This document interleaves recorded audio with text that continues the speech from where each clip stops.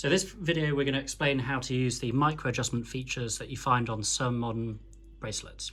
So this is a Tudor Pelagos left-hand dive. It's a diving watch and it's got a really impressive clasp. So if we turn the watch over, you can see that there are a variety of little notches. This shows you that this is a micro adjusting clasp. So the three little dots show a fixed clasp, and then this bigger one shows that it slides. So the way this works, if we turn it over to the side, is that you pull one part of the strap, the one attached into the bracelet, away from the clasp, and that effectively allows you to slide it into position. So you can see here, you pull it away and you slide it. Now we're going to show you a different kind of micro adjustment.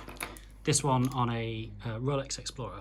So if we turn the watch over, we'll see the clasp again. We've already undone this one to show you what it's like. And this is a really simple pop-out one. So you find the little micro-adjusting clasp. It's often, there you go. It's often here, it's a half link. So what you do with this one, this is already pulled out, is you fold it over and you can hear it clipped in place there. So that gives you the adjustment of half a link.